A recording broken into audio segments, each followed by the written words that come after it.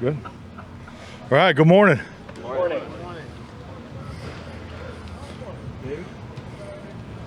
Here, get my recorder. Okay. Mike, what are you doing? Not ready. Not ready, Complacency. Not ready. After day off, too. David Moore, Dallas Morning News. With the scrimmage later this week and then the game, how do you transition into this week, or you start to do things a little bit differently, or just what's your approach this week as you ramp up into those? Well, we have 2 more installs. So today and tomorrow will be install 7 and 8. So we have some more situational work where we want to get through. And then we'll shift gears on Wednesday as far as cleanup. It'll be an install cleanup, and then we'll get ready for practice against Rams Thursday. And Friday and Saturday will be prep practices to make sure our guys are ready to go on Sunday. Do you keep the same amount of reps early in the week leading up to those 2, or do you monitor it to get some guys more work there in the scrimmage? Well, I mean, we have an individual workload, projection that spent some time on yesterday. So we'll push it today and tomorrow, and see where we are. But once we get into Wednesday, Thursday, Friday, obviously want to make sure everybody, hits their number. So. Clarence Hill, Forward Star Telegram. It's going into 3 weeks of CD's holdout. What is CD missing? Is it your point where he's missing something, or does he, because of the installs he knows, or because of the experience in the past? Yeah, I think just like anything, I mean, this is a business matter, and we all understand, and that he's putting the time in now. But when he gets here, we'll take to be honest, we got to be smart when he gets here. We got to ramp him up and get him ready to go. But there's a lot of investment in CD and in Dak, so we have a good foundation there to lean on. Mike, Todd Archer with ESPN. Demarcus Lawrence, have you seen him develop almost like coach-like with some of the guys down there, and kind of helping those guys, teach them little tricks? Yeah, definitely. I definitely put him in the category of a mentor. I mean, he's not only, not just the football part of it, but he's one of the veterans you'll see spend extra time with the young players in the locker room.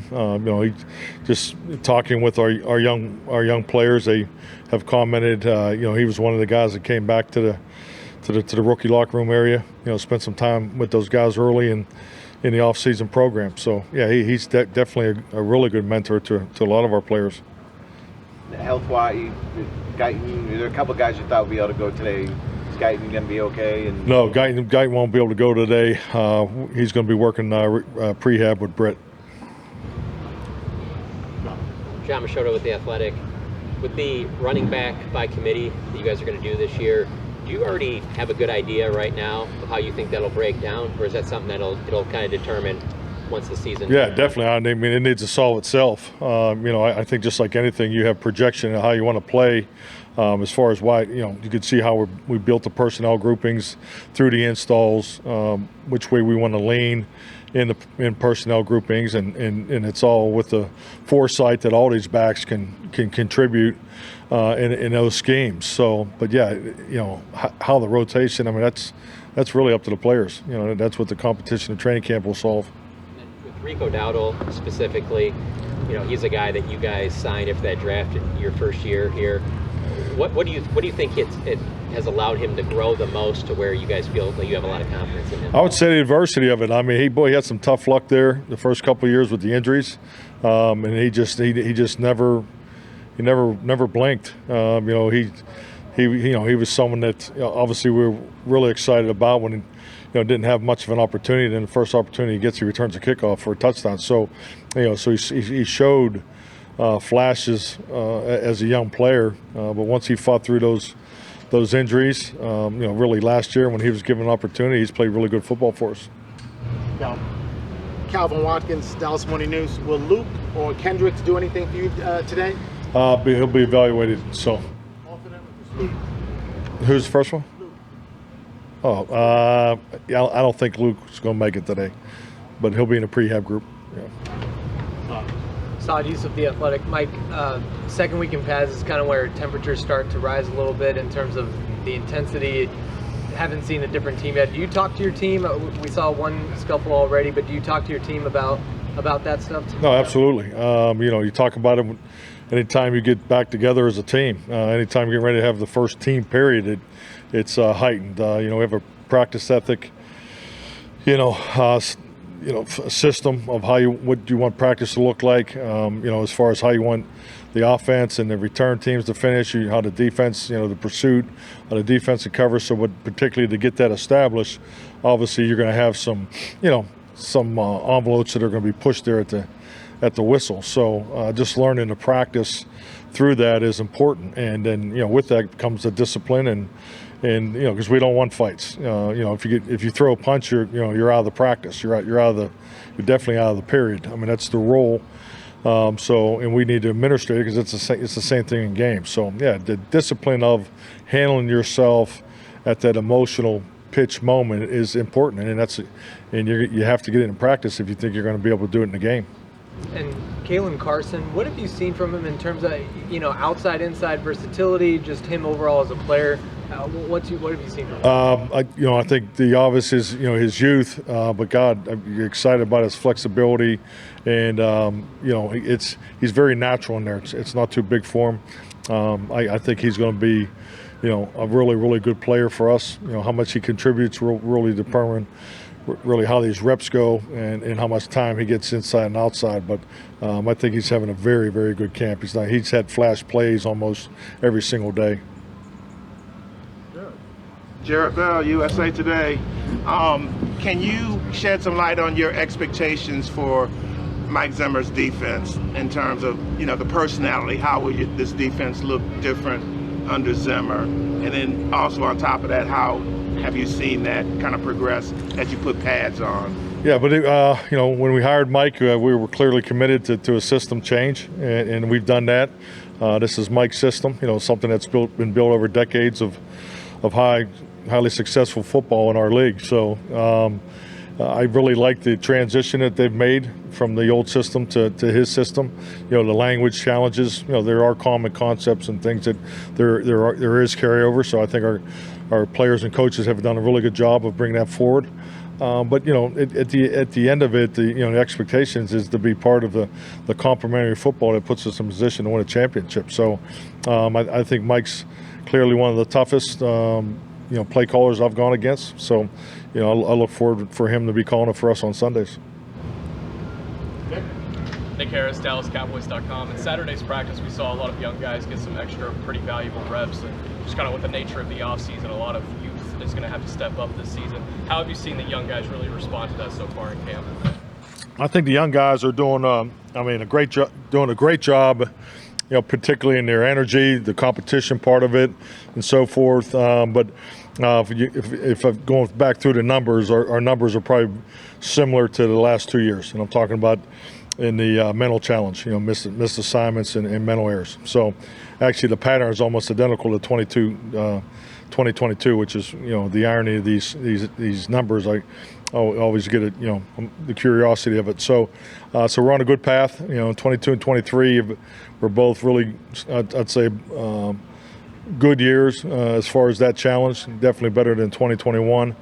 So. And a big part of that is the young guys, and that's really where the brightest light is your young players. So we have 6 installs in this. I hope they don't hit the wall here, which history can prove is a challenge in this install 7 and install 8. So this is these are 2 really challenging days for them. Jeff Kolb with Fox 4. You've had some really strong pass-catching groups in your time here, years where we talked about potentially 3 individual 1,000-yard receivers. When you think about where CD's at, Brandon Cooks being in year 2, how excited are you about this group compared to some of the ones you've had? Man, I really love the step that we've taken, and it's just I can't say it enough about the work that our perimeter players have done away from the facility, and that's today's NFL. You have to take that extra time, and you can see it. We have a video that we just kind of keep reinforcing the connection between the quarterbacks and the perimeter players every day, and I try to cut it to 12 to 14. I had 38 just from Saturday's practice. So it's just when you see that much quality in numbers, so the guys have done a really nice job there. So, but yeah, we definitely have taken a step, particularly this time of year, clearly taking a step from where we were this time last year. And then on a different note, Dak brought up last week how during team bonding, Tyler Guyton was extremely quick to spell hippopotamus, great speller. Any team bonding activities that you've really enjoyed over the years you're able to share?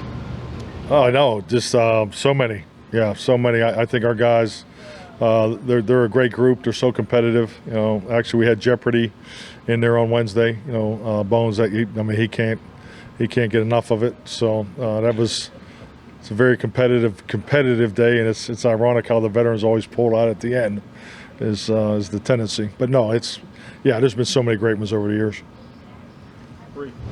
Hi, Coach. Bree Maranthus, Dallas Cowboys on SI. I'm curious, now that you've been here a minute, what's been the biggest surprise for you this training camp?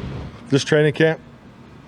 Well, I love the consistency of it, so I don't want to say that's a surprise. The functionality of this setup is awesome. You know, I think it's exactly what I know what I'm looking for as a head coach. But surprises, anything different this year? I'll say this: the rookie class clearly is a cut above any of the classes that I've frankly ever seen, and I'm talking in the area of singing.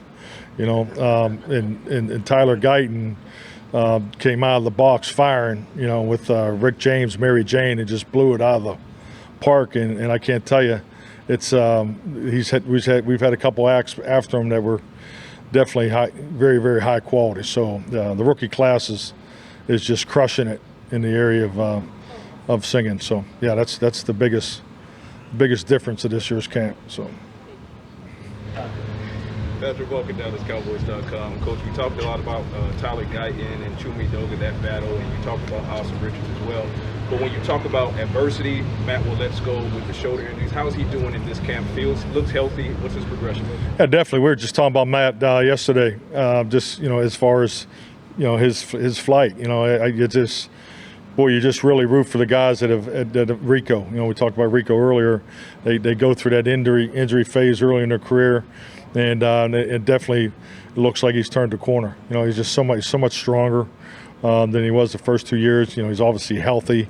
I really think Matt's, he's always been very sharp and bright. Love the edge that he plays with. But you can see definitely the physical part is caught up to where he is mentally and emotionally. So he's having a good camp. Mike, how would you describe Jeff Scanina's coaching style? You want one word, right?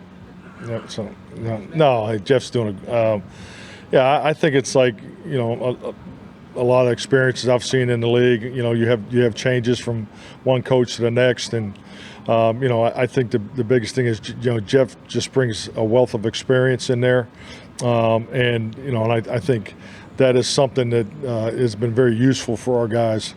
So he's definitely himself, and just give him 5 minutes, he'll tell you all about it. And he's and his personality is part of that room, and I think that's a great compliment to a coach, because that room has to reflect who you are, how you believe, and how things should be ran. And and I think just with the switch to Mike's defense, he's been a real welcome change in there. Piggybacking on that, how much is his style good for guys like Mike Mozzie?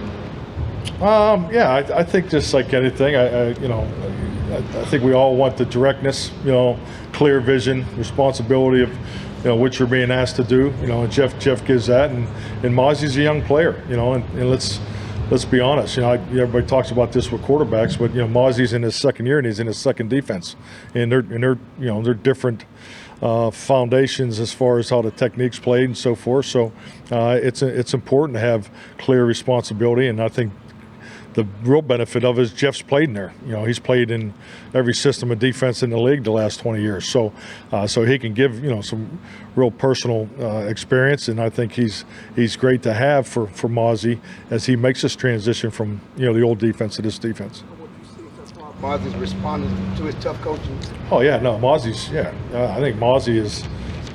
He's so just damn happy to be out here and be healthy.